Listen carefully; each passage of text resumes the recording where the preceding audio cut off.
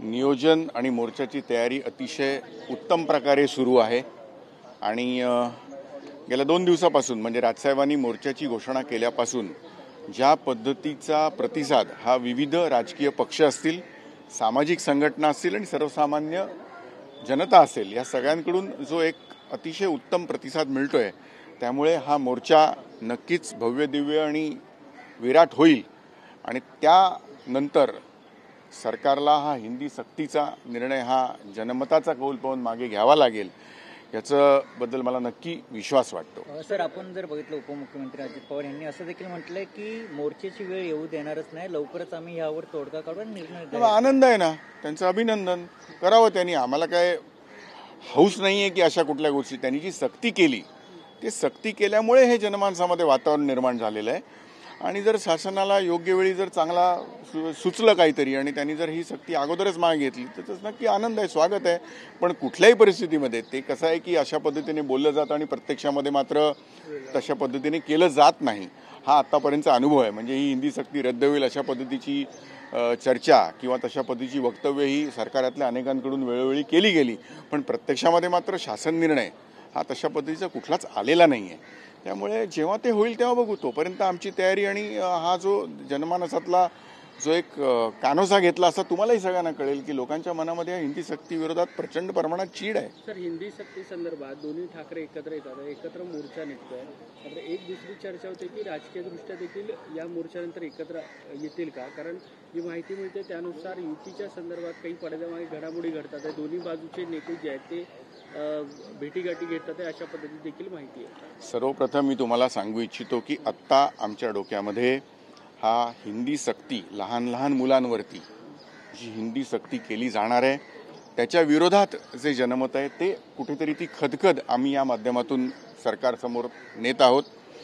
त्यामुळे ती हिंदी सक्ती रद्द करून घेणं हा आत्ता आमच्या समोर असलेला सर्वप्रथम म्हणजे प्राधान्याने ही गोष्ट आहे। त्याच्यानंतर येणाऱ्या निवडणुका त्या युतीमध्ये तिथे युती होईल न होईल याचा विचार करून आम्ही काहीही करत नसतो।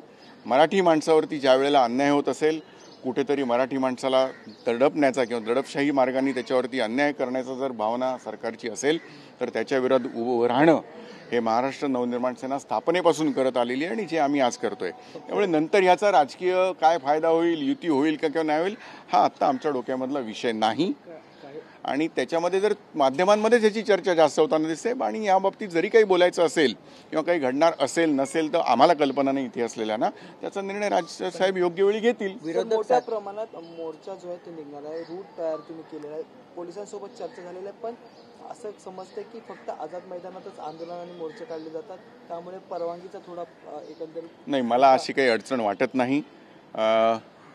परवानगी योग्य वेळी मिळेल आणि आमचा मोर्चा हा भव्य दिव्य आणि विराट असेल याची मला खात्री आहे। विरोधक सातत्याने संदर्भात अजूनही प्रश्न उपस्थित केले जातात। पोलिसांनी सांगितलंय की दक्षिण मुंबईत अनेक सेन्सिटिव्ह ठिकाणं आहेत आणि जसं आपण बघतोय की ती गिरगाव चौपाटी ते आझाद मैदान असा सध्याचा आपला रूट आहे, मात्र त्या ठिकाणी परवानगी मिळेलच या संदर्भातली शक्यता कमी आहे। लक्षात घ्या की आतापर्यंत ज्या वेळेला आम्ही मोर्चा, आंदोलनं, सभा केल्या तेव्हा अशा पद्धतीची अडवणूक ही वेगवेगळ्या त्या वेळेला जी सरकार होती त्यांनी करण्याचा हा प्रयत्न वेळोवेळी केलेला आहे।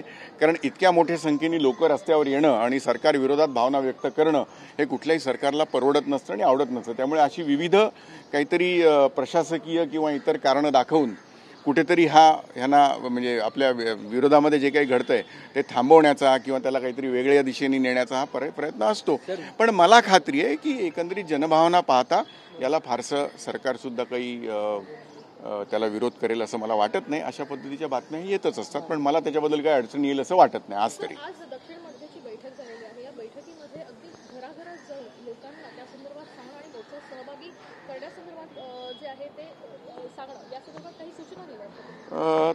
खरं म्हणजे कसं झालं की राजसाहेबांनी हा मोर्चा जाहीर केल्यानंतर विविध राजकीय पक्षांबरोबरच विविध सामाजिक संघटना, पालकांच्या संघटना असतील, विद्यार्थ्यांच्या संघटना असतील, अशा सगळ्यांकडूनच चांगला प्रतिसाद आम्हाला मिळाला। म्हणजे खरं सांगायचं तर संदीपजी असतील, म्हणजे सहकारी इतर सगळ्या सगळ्यांना त्या परिसरातून त्यांच्या अनेक लोकांची विचारणा येते। त्याच्यामध्ये सर्वसामान्य लोकसुद्धा आहेत, ते विचारणा करतात की नाही आम्हाला या मोर्चाला यायचं आहे, मग कसं, कुठे, कधी असे प्रश्न त्यांच्याकडून आहेत। म्हणून एका बाजूला आमच्या उत्साहामध्ये वाढ झालेली आहे, कारण इतका प्रचंड प्रमाणावरती लोकांकडून प्रतिसाद येणं ही एक चांगली गोष्ट असते. म्हणजे आपण योग्य दिशेने चाललोय हे त्याचं ते लक्षण असतं.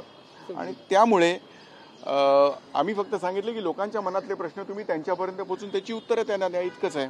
सत्ताधारी पक्षातले जे मंत्री आहेत ते सुद्धा आता एकंदरीत हिंदीच्या विरोधात भूमिका घेताना पाहायला मिळतात. अजित पवार असो किंवा आदिवासी मंत्री अशोक उईके असो, या विधानांकडे कसे पाहतात? त्यांचं स्वागत आहे. आणि मुख्य म्हणजे सरकारामधल्या या 2 लोकांनी आतापर्यंत असं स्पष्ट वक्तव्य केलं, त्यांनी त्यांचे सहकारी जे सरकारामध्ये इतर बसलेले आहेत त्यांना जर ते सांगू शकले आणि तसा निर्णय घेऊ शकले तर मला अधिक आनंद होईल.